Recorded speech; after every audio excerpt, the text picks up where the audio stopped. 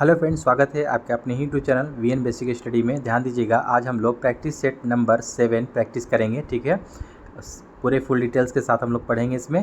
ध्यान दीजिएगा, इससे पहले हम लोगों ने 1 से लेकर 6 तक प्रैक्टिस सेट लगा रखा है, प्लेलिस्ट बना हुआ है। जाइए रिवीजन स्टार्ट कर दें, क्योंकि दोस्तों काफ़ी कम अब समय बचा है हम लोगों के पास एग्जामिनेशन का।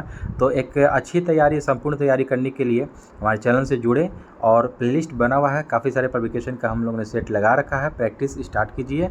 तो चलिए चलते हैं सीधे प्रश्न की ओर। प्रश्न की ओर जाने से पहले एक रिक्वेस्ट है कि जो भी अगर चैनल को विजिट करके नए आए हैं, हमारे चैनल को सब्सक्राइब करें और अपने दोस्तों में शेयर कर दें। ध्यान दीजिएगा, वॉल्यूम 2 चल रहा है दोस्तों, ये प्लेटफॉर्म का प्रैक्टिस सेट नंबर 7 चलेगा आज। ठीक है, देखते हैं आज का पहला प्रश्न है। फ्रेंड्स, आज हम लोग टेस्ट सीरीज 7 का हम लोग प्रश्न देखेंगे। वॉल्यूम 2 प्लेटफॉर्म का है ये। तो आज का पहला प्रश्न है कि खबाशा दादा साहेब जाधव निम्नलिखित में से किस खेल में ओलंपिक पदक जीतने वाले पहले भारतीय बने थे। नाम याद रखेंगे, खबाशा दादा साहेब जाधव, ये आपको किस खेल में ओलंपिक जीतने वाले पदक के पहले भारतीय बने थे। एक का आपको राइट आंसर सी हो जाएगा यहाँ पर, कुश्ती। क्या में, किस खेल में, कुश्ती खेलते थे ये। नेक्स्ट क्वेश्चन देखेंगे दोस्तों हम लोग 2 नंबर की। आर हरि कुमार जो कि हमारे नौसेना अध्यक्ष हैं अभी वर्तमान में, कौन सा उनका क्रम है। क्रम याद रखेंगे, क्योंकि क्रम भी काफ़ी इंपॉर्टेंट हो जाता है। इस तरह का भी क्वेश्चन एग्जाम में पूछ देता है कि कौन सा क्रम है। आर हरि कुमार नौसेना अध्यक्ष हैं, इनका आपको क्रम 25वां है। कितना है, 25वां क्रम है। साथ साथ आपको ये भी पॉइंट नोट करते चलेंगे कि वर्तमान में भारत के वायुसेना अध्यक्ष कौन है। तो वायुसेना अध्यक्ष हैं जाकर के आपको वी आर चौधरी, विवेक राम चौधरी, जो कि उनका 27वां क्रम है। और भारत के वर्तमान में थल सेना अध्यक्ष कौन है। थल सेना अध्यक्ष आपको मनोज पांडे हैं। मनोज पांडे का आपको 29वां क्रम है। इन्हें का भी ध्यान में रखना है। भारत के वर्तमान में आपको मुख्य चुनाव आयुक्त कौन है, राजीव कुमार। तो चलेंगे तीसरे प्रश्न की ओर। लखनऊ में आयोजित सैयद मोदी भारतीय अंतर्राष्ट्रीय टूर्नामेंट 2023 खिताब के पुरुष एकल विजेता कौन बने हैं। देखिएगा यहाँ पर कि आयोजित आपको लखनऊ में जो हुआ था आयोजित सैयद मोदी भारतीय अंतर्राष्ट्रीय टूर्नामेंट 2023 का खिताब पुरुष एकल विजेता कौन है। तो 3 का यहाँ पर राइट आंसर दोस्तों डी हो जाएगा। ठीक है, ची यू जैन, ये चीनी ताइपे के हैं। ची यू जैन, इनका नाम याद रखेंगे। ठीक है, सैयद मोदी भारतीय अंतर्राष्ट्रीय टूर्नामेंट 2023 का खिताब पुरुष एकल में ची यू जैन ने जीता है। नेक्स्ट क्वेश्चन है 4 नंबर के। भारत के कितने राज्यों की सीमाएं बांग्लादेश से जुड़ी हुई है। यहाँ ध्यान देंगे आपको, बांग्लादेश से जुड़ी हुई कितने राज्य हैं। तो 4 का आपको राइट आंसर यहाँ पर दोस्तों डी हो जाएगा। ये 5 राज्य, कितने, 5 राज्य आपको बांग्लादेश की सीमा से जुड़ा हुआ है।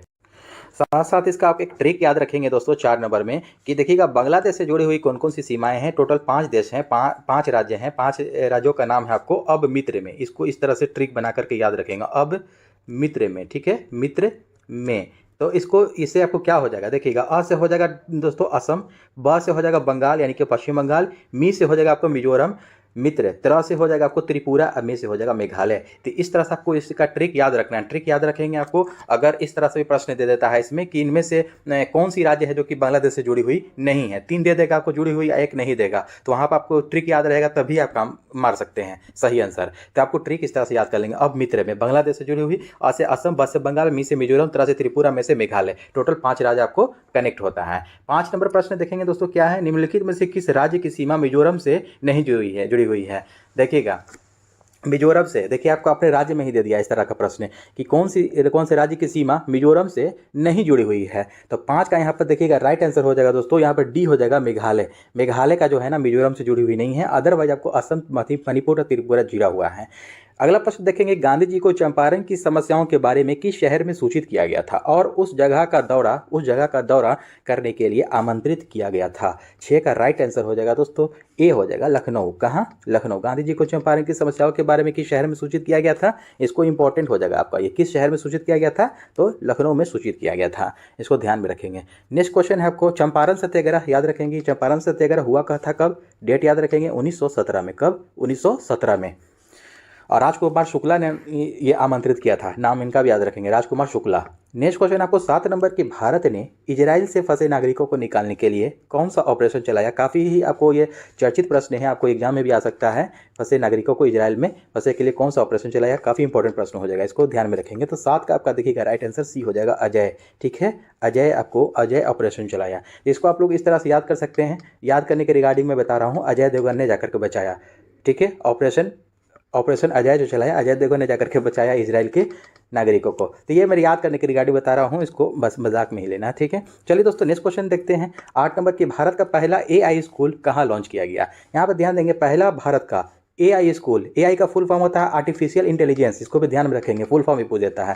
तो ये स्कूल आपको कहाँ लॉन्च किया गया है, तो 8 का आपको देखिएगा राइट आंसर हो जाएगा दोस्तों यहाँ पर, 8 का यहाँ पर डी हो जाएगा, केरल में। कहाँ, केरल में एआई स्कूल लॉन्च किया गया है। अगला प्रश्न है, स्वर्ण कमल पुरस्कार किस क्षेत्र में दिया जाता है। स्वर्ण कमल पुरस्कार किस क्षेत्र में दिया जाता है, तो 9 का आपको राइट आंसर बी हो जाएगा दोस्तों, सिनेमा के क्षेत्र में। स्वर्ण कमल सिनेमा के क्षेत्र में दिया जाता है। नेक्स्ट क्वेश्चन है आपको 10 नंबर के, निम्नलिखित में से किसे प्रथम गांधी शांति पुरस्कार प्रदान किया गया था। यहाँ पर ध्यान देंगे कि निम्नलिखित में से किसे प्रथम गांधी शांति पुरस्कार प्रदान किया गया था, तो 10 का राइट आंसर यहाँ पर बी हो जाएगा, डॉक्टर जूलियस के नायरे। डॉक्टर जूलियस के नायरे को प्रथम गांधी शांति पुरस्कार प्रदान किया गया था। 11 नंबर प्रश्न में देखेंगे कि प्रसिद्ध पुस्तक है एक, a better India a better world के लेखक कौन है। क्या है पुस्तक का नाम, a better India a better world के लेखक कौन है। 11 का यहाँ पर राइट आंसर सी हो जाएगा, एन आर नारायण मूर्ति का ये लिखा हुआ है, a better India a better world. Next question है, ओलंपिक के आदर्श वाक्य में शामिल शब्द क्या है। सीटीएस, अल्टीएस, फोर्टियस या सभी। देखिए काफ़ी इंपॉर्टेंट प्रश्न हो जाएगा, ये आपको सभी हो जाएगा दोस्तों, ठीक ना। क्या कि सीटीएस, अल्टीएस और फोर्टियस तीनों आपको ये ओलंपिक में आपको आदर्श वाक्य में शामिल होता है। साथ साथ इसे भी याद रखेंगे दोस्तों, ओलंपिक के आदर्श वाक्य में जो सीटीएस, अल्टीएस और फोर्टियस का आपको जो मतलब क्या होता है, तो इसमें आपको देखिएगा इसका अर्थ होता है आपको तेज का, यहाँ पर अर्थ हो जाएगा दोस्तों, सीटीएस का मतलब होता है, यहाँ पर सीटीएस का अर्थ हो जाएगा तेज होता है, इसको लिख लेते हैं, इसको लिख लीजिएगा तेज। अल्टीएस का मतलब होता है यहाँ पर ऊंचा, ठीक है, ऊंचा। और फोर्टियस का मतलब होता है बलवान, ठीक है, बलवान। तो आपको इनमें आपको तीनों शब्द का मतलब होता है, सीटीएस का तेज, अल्टीएस का ऊंचा और फोर्टियस का बलवान, ये सभी होते हैं। नेक्स्ट क्वेश्चन 13 नंबर देखेंगे कि किस भारतीय को ब्रिटेन में India UK achievers and honours द्वारा लाइफ टाइम अचीवमेंट अवार्ड 2023 से सम्मानित किया गया था। 13 का यहाँ पर राइट आंसर बी हो जाएगा दोस्तों, डॉक्टर मनमोहन सिंह को। किन है, डॉक्टर मनमोहन सिंह को ब्रिटेन में इंडिया यूके अचीवर्स ऑनर्स के द्वारा लाइफ टाइम अचीवमेंट अवार्ड 2023 सम्मानित किया गया था, डॉक्टर मनमोहन सिंह को। 14 नंबर प्रश्न है कि एशियाई कबड्डी चैंपियनशिप 2023 का खिताब किस देश ने जीता। एशियाई कबड्डी चैंपियनशिप 2023 का खिताब किस देश ने जीता। 14 का डी हो जाएगा आपको, भारत ने जीता। कौन, भारत ने जीता है। नेक्स्ट क्वेश्चन है 15 नंबर की, प्रतिवर्ष विश्व ओजोन दिवस कब मनाया जाता है। प्रतिवर्ष विश्व ओजोन दिवस कब मनाया जाता है। 15 का आपको राइट आंसर बी हो जाएगा, 16 सितंबर को। कब, 16 दिसंबर को। इंपॉर्टेंट है ये आपको, प्रतिवर्ष आपको ओजोन दिवस मनाया जाता है। विश्व ओजोन दिवस 2023 का थीम क्या है आपको, मॉन्ट्रियल प्रोटोकॉल, ठीक है, मॉन्ट्रियल प्रोटोकॉल।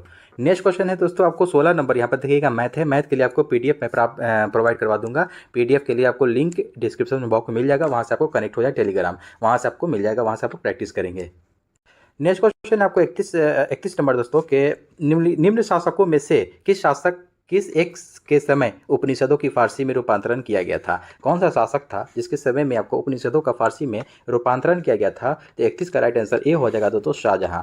शाहजहां के बारे में एक और फैक्ट याद रखेंगे आप लोग दोस्तों कि स्थापत्य के क्षेत्र में उल्लेखनीय प्रगति के कारण शाहजहां के शासनकाल को स्वर्णकाल कहा जाता है, स्थापत्य के क्षेत्र में। और वहीं देखिएगा अकबर का भी आता है कि अकबर का आता है कि हिंदी साहित्य का स्वर्णकाल किसके शासनकाल को कहा जाता है, तो अकबर के शासनकाल को कहा जाता है, ये ध्यान रखेंगे।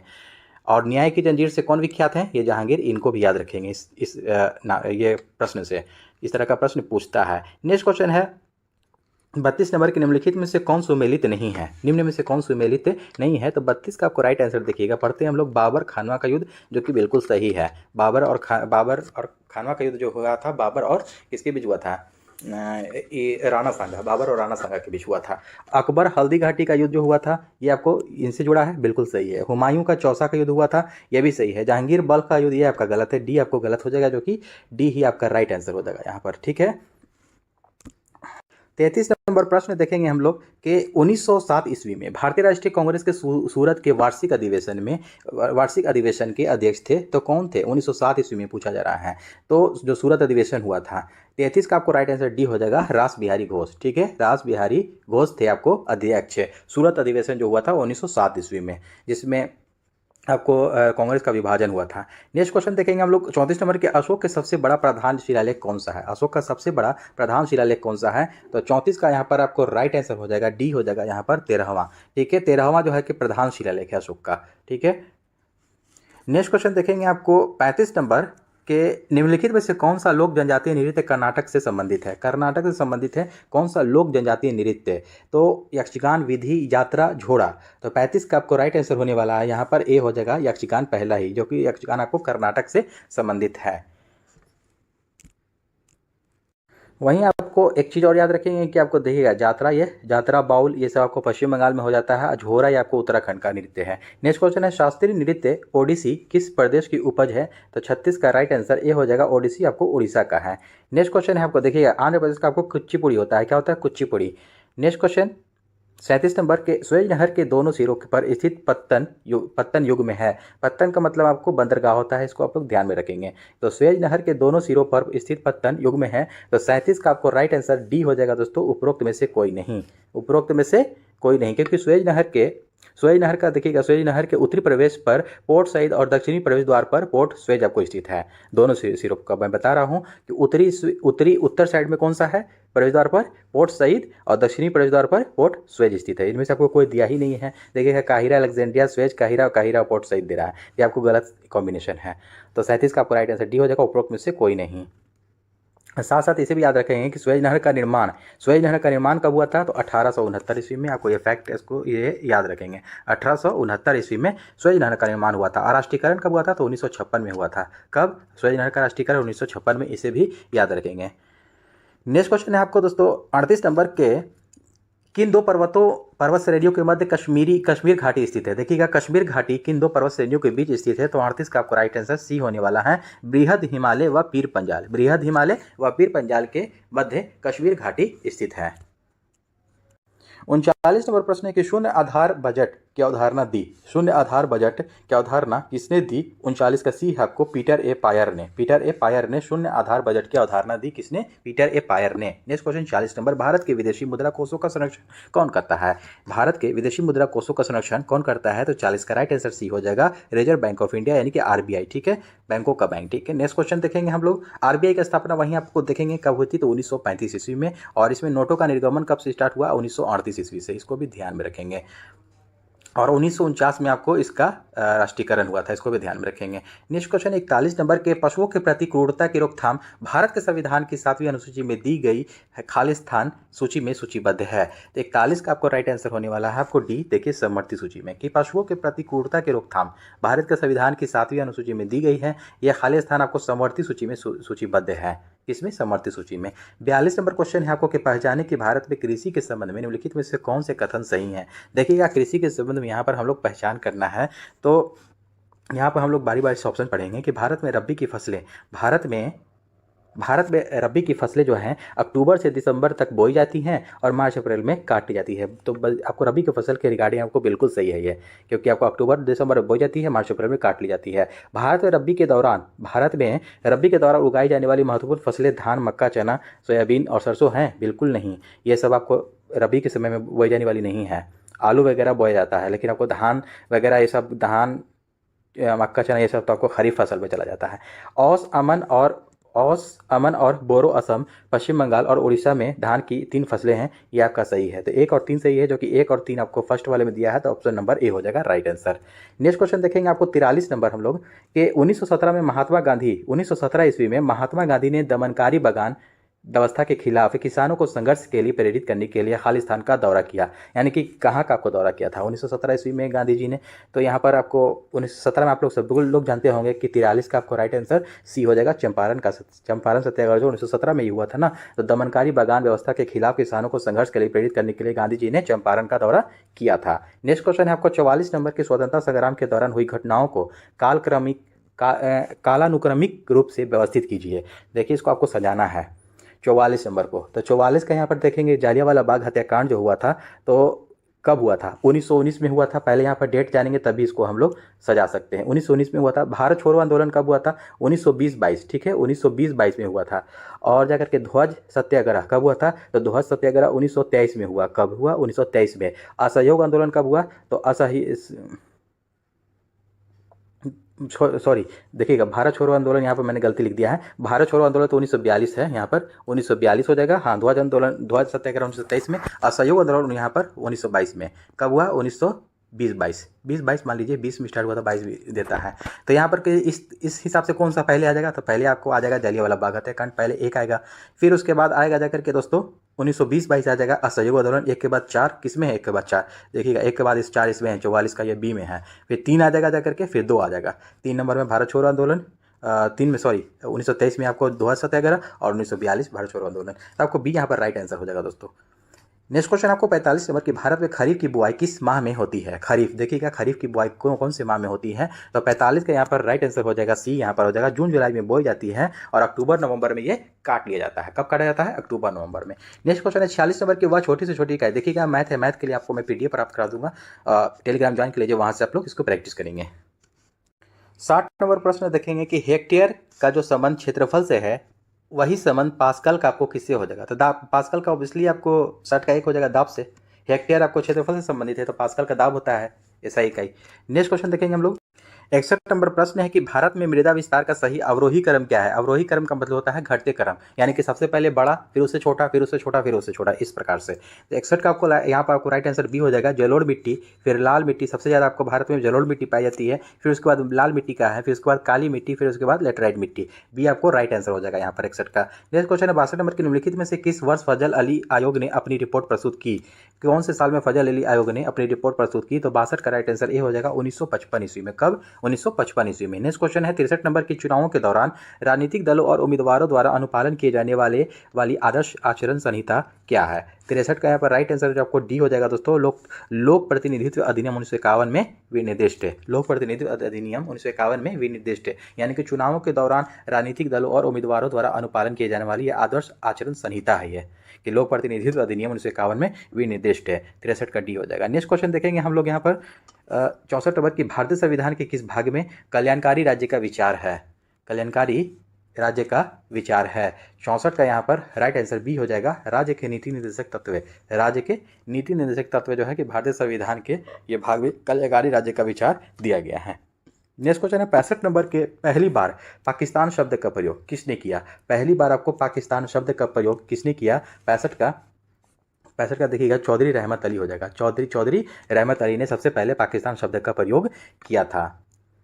पाकिस्तान शब्द का सबसे पहले प्रयोग 1933 ईस्वी में हुआ था, जिसका अर्थ था पवित्र देश। ठीक है, इस तरह से। नेक्स्ट क्वेश्चन है आपको 66 नंबर के, भूटान की आधिकारिक भाषा क्या है? देखिएगा, आपको पूछता है कि भूटान का आधिकारिक भाषा क्या है, तो 66 का आपको ये हो जाएगा जोंगखा। जोंगखा जो है ना, ये जोंगखा भूटान का आधिकारिक भाषा है। नेक्स्ट क्वेश्चन है मैंडारिन, तो चीनी भाषा को कहते हैं हम लोग।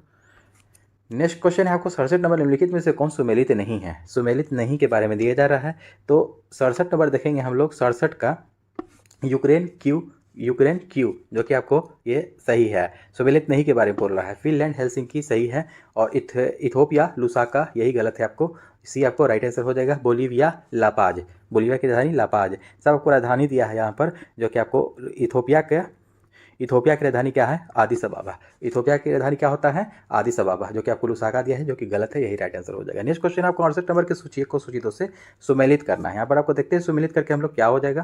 तो यहाँ पर प्रचलित नाम और प्रमुख लिपि दिया हुआ है, प्रचलित नाम और प्रमुख लिपि। तो यहाँ पर देखेंगे हम लोग सिंधु लिपि कहाँ हो जाएगा? सिंधु लिपि का हड़प्पा लिपि हो जाएगा। सिंधु लिपि का हड़प्पा लिपि हो जाएगा। फिर उसके बाद मलयालम लिपि का क्या हो जाएगा? करौली। मलयालम लिपि का कैराली लिपि। तेलुगु एवं कन्नड़ लिपि का हो जाएगा क्या? तेलुगु एवं कन्नड़ लिपि का आंध्र लिपि। ठीक है, क्या हो जाएगा? आंध्र लिपि। इसका आपको 2 हो जाएगा। मैथिली लिपि का 1 बज गया आपको, तिरहुता लिपि। इसका आपको राइट आंसर ए होने वाला है, आपको ए राइट आंसर हो जाएगा 68 का।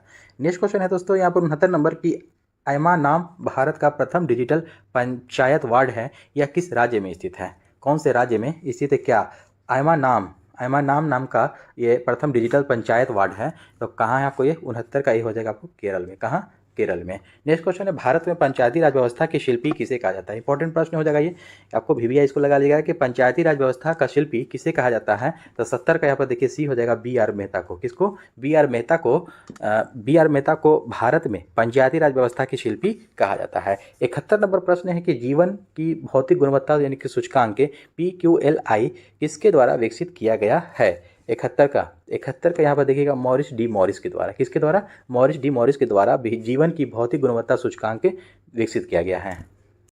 72 नंबर प्रश्न है कि सामुदायिक विकास कार्यक्रम का क्या उद्देश्य है? सामुदायिक विकास कार्यक्रम का क्या उद्देश्य है? तो 72 का राइट आंसर डी हो जाएगा, उपरोक्त सभी। शैक्षणिक सुविधाएं सुलभ करना, जीवन स्तर को बेहतर बनाना, कृषि कार्यक्रम और संचार प्रणाली में सुधार करना, ये उपरोक्त सभी हो जाएगा। सामुदायिक विकास कार्यक्रम का ये उद्देश्य है, ये इसको ध्यान में रखेंगे, सभी हो जाएगा आंसर। नेक्स्ट क्वेश्चन है 73 नंबर की राष्ट्रीय विकास परिषद का क्या है, कौन तैयार करता है? 73 का देखेंगे, 73 का यहाँ पर सी हो जाएगा, राष्ट्रीय योजनाओं की समीक्षा करता है। राष्ट्रीय विकास परिषद क्या करता है? राष्ट्रीय योजनाओं की समीक्षा करता है, ये राइट आंसर हो जाएगा। वहीं आपको इसके बारे में एक और फैक्ट याद रखेंगे कि राष्ट्रीय विकास परिषद का अध्यक्ष कौन होता है? तो प्रधानमंत्री, ठीक है, PM, prime minister. Next question है आपको 74 नंबर की, किस सरकार में विधायिका, कार्यपालिका और न्यायपालिका तीनों सम्मिलित होते हैं? कौन सी सरकार में विधायिका, कार्यपालिका और न्यायपालिका तीनों आपको सम्मिलित होते हैं? तो 74 का आपको राइट आंसर सी हो जाएगा, ग्राम सरकार में। किसमें? ग्राम सरकार में विधायिका भी, कार्यपालिका भी और न्यायपालिका तीनों सम्मिलित होता है। नेक्स्ट क्वेश्चन 75 नंबर के 2 अक्टूबर 1952 की सामुदायिक विकास कार्यक्रम लागू होने के पूर्व 1948 में सर्वप्रथम किन दो जिलों एक प्रायोगिक योजना शुरू किया गया? तो 75 का यहाँ पर राइट आंसर ए हो जाएगा, इटावा और गोरखपुर में। कहाँ? इटावा और गोरखपुर में 2 अक्टूबर 1952 की सामुदायिक विकास कार्यक्रम लागू होने के पूर्व 1948 में सर्वप्रथम किन दो जिलों में एक प्रायोगिक योजना शुरू किया गया था? तो इटावा और गोरखपुर में किया गया था। यहाँ से आपका रीजनिंग है, रीजनिंग के लिए आप लोग PDF से प्रैक्टिस करें।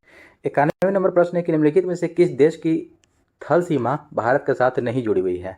भूटान, नेपाल, श्रीलंका और पाकिस्तान। तो ऑब्वियसली आप लोग सभी लोग जानते होंगे, मैप अगर याद होगा तो ये आप लोग मैप से आप लोग बना सकते हैं इसको तुरंत। श्रीलंका, क्योंकि आपको जैसे इस तरह से आपको भारत का जो आपको नक्शा है यहाँ पर, ठीक है, इस तरह से जो नक्शा है, यहाँ श्रीलंका यहाँ पर है, ठीक है, श्रीलंका यहाँ पर है ये, ठीक है, ये आपको पानी में है अलग से, तो श्रीलंका आपको थल सीमा से आपको नहीं जुड़ा हुआ। अदरवाइज आपको नेपाल, भूटान, पाकिस्तान ये सब थल सीमा से जुड़ा हुआ है, लेकिन श्रीलंका नहीं होगा। यहाँ पर राइट आंसर सी हो जाएगा। नेक्स्ट क्वेश्चन है आपको 92 नंबर की, मानस नदी निम्नलिखित में से किस पड़ोसी देश से भारत में सीधे प्रवेश करती है? यहाँ देखेंगे मानस नदी जो है किस पड़ोसी देश से भारत में सीधे प्रवेश करती है? तो 92 का राइट आंसर सी हो जाएगा, ये भूटान से आपको इन करती है। भूटान से, कहाँ से? भूटान से मानस नदी। नेक्स्ट क्वेश्चन है आपको, भारतीय रुपये का नया मुद्रा प्रतीक आधिकारिक तौर पर किस वर्ष से अपनाया गया था? 93 का आपको सी हो जाएगा, 2010 में। कब? 2010 में भारतीय रुपया का नया मुद्रा प्रतीक आधिकारिक तौर पर 2010 में अपनाया गया था। डॉक्टर डी उदय कुमार, यह इसके आर्किटेक्चर कौन थे? Doctor Uday Kumar, D Uday Kumar. तो इसके डिजाइन पेश किया था, रुपया का नया डिजाइन। रुपया का नया डिजाइन क्या है? इस तरह से है, देखिएगा, इस तरह से करके इसको काटा हुआ है, इस तरह से, ये आपको नया डिजाइन, यही आपको 2010 में आपको अपनाया गया था। नेक्स्ट क्वेश्चन है आपको 94 नंबर की, संस्कृत और शिक्षा का आधिकारिक वर्णित क्या है? संस्कृति और शिक्षा का अधिकार वर्णित आपको जो है, तो 94 का राइट आंसर बी हो जाएगा, अनुच्छेद 29 और 30 में संस्कृति और शिक्षा का अधिकार वर्णित है, अनुच्छेद 29-30 में। नेक्स्ट क्वेश्चन आपको 95 नंबर के, लोकसभा के प्रथम विपक्ष के नेता कौन थे? ध्यान देंगे, आपको अच्छी प्रश्न ही आपको 95 का यहाँ पर सी हो जाएगा, राम सुभग सिंह। राम सुभग सिंह जो है आपको लोकसभा के प्रथम विपक्ष के नेता थे। क्या? विपक्ष के नेता। 96 नंबर प्रश्न है कि कक्षा में सबसे पीछे बेंच पर बैठा कोई विद्यार्थी श्याम पट पर लिखे अक्षरों को पढ़ सकता है। अगर कक्षा में आपको पीछे बेंच पर सबसे पीछे बैठा है और वो श्याम पट पर लिखा पढ़ सकता है, परंतु पाठ्य पुस्तक में लिखे अक्षरों को नहीं पढ़ पाता है। यानी कि जो आपको पाठ्य पुस्तक आपका जो बुक होता है, तो बुक तो नज़दीक से पढ़ा जाता है, यानी कि नज़दीक से, यानी कि कह रहा है कि उसको नज़दीक का नहीं दिखता है, दूर का दिखता है। साफ साफ यही आपको कहना चाह रहा है, क्वेश्चन का तात्पर्य यही है। तो निम्नलिखित में से कौन सा प्रकथन आपको सही हो जाएगा इनमें से? विद्यार्थी के नेत्र का निकट बिंदु उससे दूर हो गया है, या विद्यार्थी के नेत्र का निकट बिंदु उसके पास आ गया है, विद्यार्थी के नेत्र का दूर बिंदु उसके पास आ गया है, या विद्यार्थी के नेत्र का दूर बिंदु उससे दूर हो गया है? तो 96 का देखिए यहाँ पर राइट आंसर पहला ही हो जाएगा कि विद्यार्थी के नेत्र का निकट बिंदु उससे दूर चला गया है, क्योंकि दूर का उसको दिख रहा है, जो दोष होता है ना वही हो जाता है इसमें, ध्यान देंगे। तो दूर हो गया है, नहीं कि दूर का दिख रहा है, नज़दीक का नहीं दिख रहा है, तो दूरदृष्टि दोष। इसको कौन सा दोष है? दूरदृष्टि दोष। इसका निवारण क्या है? दूरदृष्टि दोष के लिए आपको उत्तल लेंस, क्या होता है? उत्तल लेंस, ठीक ना, उत्तल लेंस से आपको निवारण करते हैं। और निकट दृष्टि दोष के निवारण के लिए कौन सा लेंस का उपयोग करते हैं? तो अवतल लेंस का, इसको ध्यान में रखेंगे। नेक्स्ट क्वेश्चन है 97 नंबर की, किस वैज्ञानिक ने सुझाव दिया कि चुंबक को भी धारावाही चालक पर समान और विपरीत बल लगाना चाहिए? ये किस वैज्ञानिक ने सुझाव दिया कि चुंबक को भी धारावाही चालक पर समान और विपरीत बल लगाना चाहिए? तो 97 का आपको राइट आंसर हो जाएगा, यहाँ पर सी हो जाएगा आपको आंद्रे मैरी एम्पियर। किसने? आंद्रे मैरी एम्पियर ने यह सुझाव दिया था। नेक्स्ट क्वेश्चन है 98 नंबर की, उस तत्व का नाम बताइए जिसका इलेक्ट्रॉनिक विन्यास 287 है। तो ये किसका आपको 287 हो जाएगा? आपको 98 का यहाँ पर राइट आंसर सी हो जाएगा, क्लोरीन का 287 होता है। तो यहाँ पर हम लोग दोस्तों इसका देखेंगे कि 287 कैसे होता है। तो क्लोरीन का कितना होता है? क्लोरीन का 17 है, तो है परमाणु संख्या कितना होता है? 17। तो इस तरह से आपको देखिए, आपको समूह संख्या जैसे 1 2 3 ऐसे आवर्त होता है, तो उसका तत्व की संख्या आपको इस तरह से आपको मेंशन किया जाता है, 2 8 8 18 18 32 इस तरह से। ठीक है, तो देखिए कि यहाँ पर हम लोग इसके अनुसार आपको लेते हैं। जैसे 17 है तो पहले हम एक 2 लेंगे। ठीक है, ये 2 लिए, फिर उसके बाद 8 लिए, ये वाला 8 है, तो 2 और 8 कितना हो गया? 10 हो गया। तो 10 और 8 अगर अगला लेते हैं तो 18 हो जाएगा, जबकि यहाँ पर मेरा 17 ही है, तो 17 लेना है, यहाँ पर 7 लिखेंगे। इस तरह से 287 होता है, इस तरह से तोड़ा जाता है इसको। तो क्लोरीन का यहाँ पर 17 का सी हो जाएगा, राइट आंसर 287 इलेक्ट्रॉनिक विन्यास हो जाएगा। नेक्स्ट क्वेश्चन देखेंगे आपको 99 नंबर के, खाली स्थान उपयोगकर्ता को दूरस्थ ढंग से इंटरनेट के माध्यम से किसी अन्य कंप्यूटर और टर्मिनलों के अधिगम की सुविधा प्रदान करता है। तो 99 का आपको राइट आंसर हो जाएगा, यहाँ पर ए हो जाएगा। क्या हो जाएगा? टेलनेट कहते हैं उसको। टेलनेट उपयोगकर्ता को दूरस्थ ढंग से इंटरनेट के माध्यम से किसी अन्य कंप्यूटर और टर्मिनलों के अधिगम की सुविधा प्रदान करता है। कौन? टेलनेट। नेक्स्ट क्वेश्चन आपको 100 नंबर की, यदि मटर के गोल तथा हरे रंग के बीज वाले पौधे हैं RRYY और झुर्रीदार तथा पीले रंग के बीज वाले पौधे छोटा स्मॉल RR कैपिटल YY में संकरण यानी कि संकरण आपको कराया जाए तो F1 के बीज में कैसे होंगे? F1 के बीज कैसे होंगे? तो 100 का आपको राइट आंसर ए हो जाएगा दोस्तों, गोल और पीले। कैसे हो जाएंगे? गोल और पीले। नेक्स्ट क्वेश्चन हो जाएगा 101 नंबर की, घरेलू साधित्रों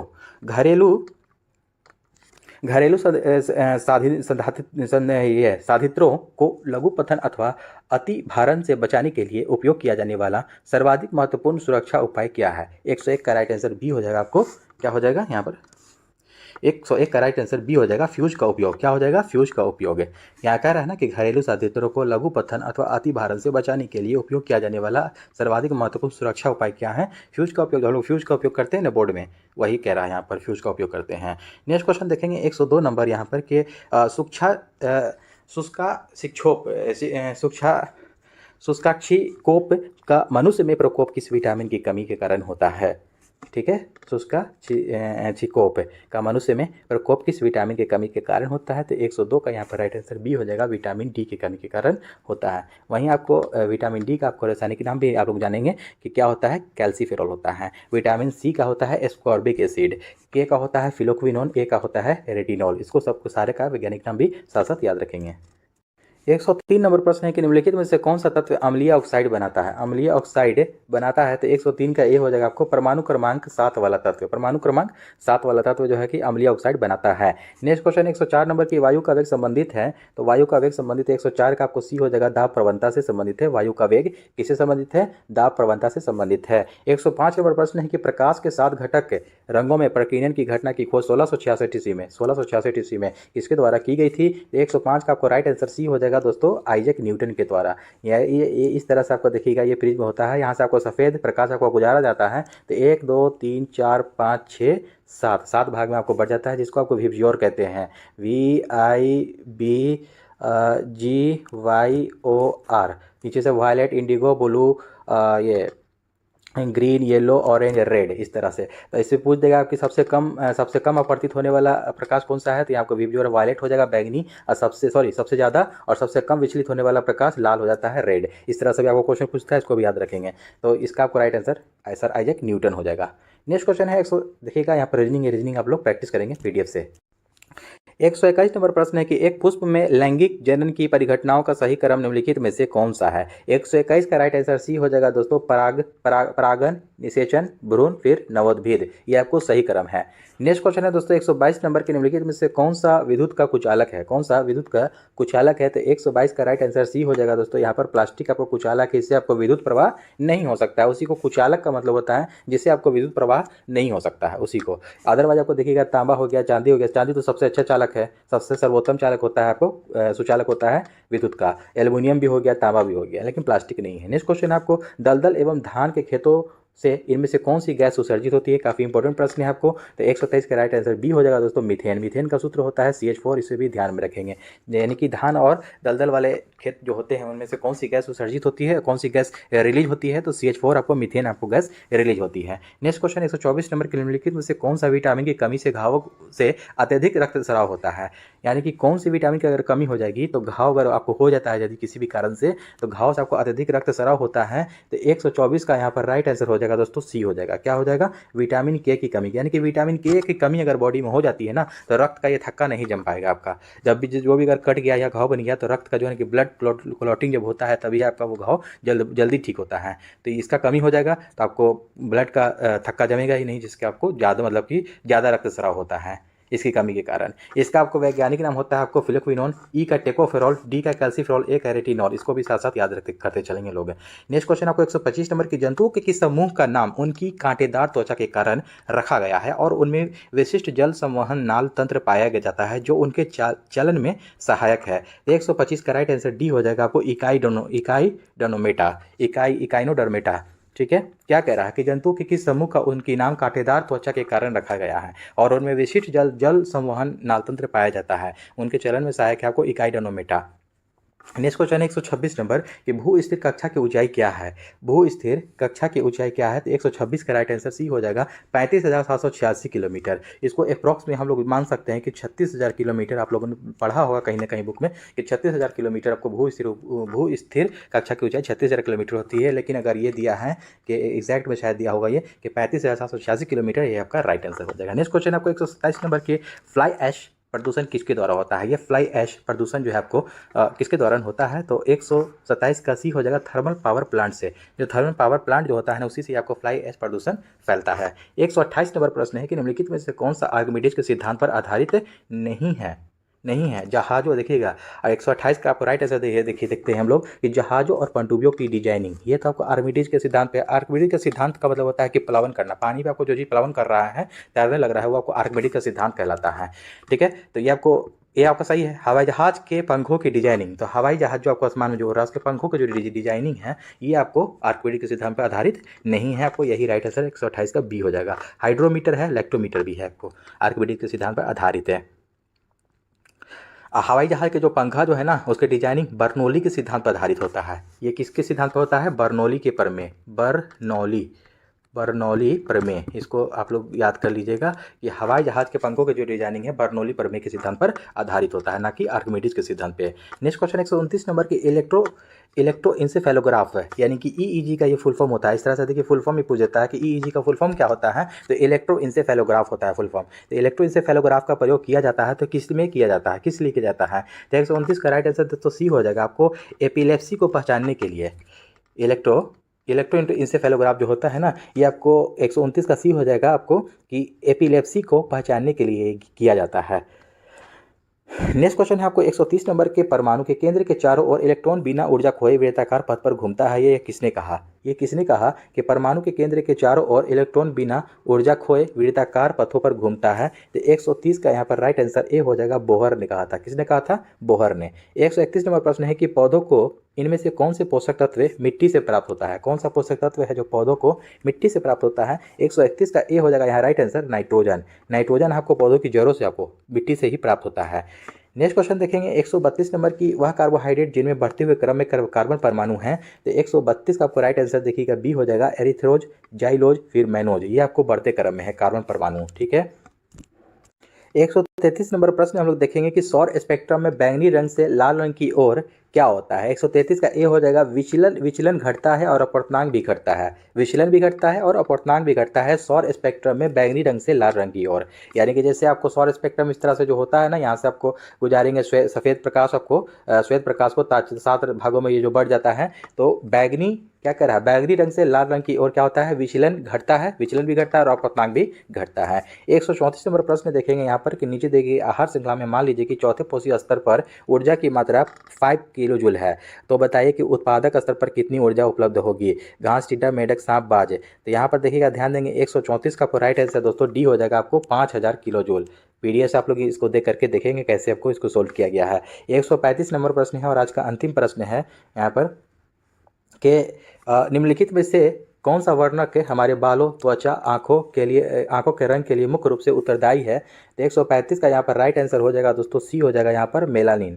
ठीक है ना, हमारे बाल का हो गया, चाहे त्वचा कहिए, चाहे आंखों के रंग के लिए जो त्वचा का जो रंग होता है, इसको कौन सा आपको मुख्य रूप से उत्तरदायी होता है? तो मेलानिन आपको उत्तरदायी होता है, मेलानिन। ठीक है, तो दोस्तों आई होप कि आज का सेशन अच्छा लगा हो तो हमारे चैनल को सब्सक्राइब करें और कम से कम एक दोस्तों में अपने शेयर जरूर करें। ठीक है, ताकि आपके जो कमज़ोर दोस्त हैं, आपको फ्रेंड हैं, जो उनको भी लाभ प्राप्त हो सके, जो अभी ये बुक प्रोवाइड नहीं कर पाते हैं, उनके लिए आपको लाभ मिल सके। तो चलिए दोस्तों, मिलते हैं नेक्स्ट सेट में। जय हिंद।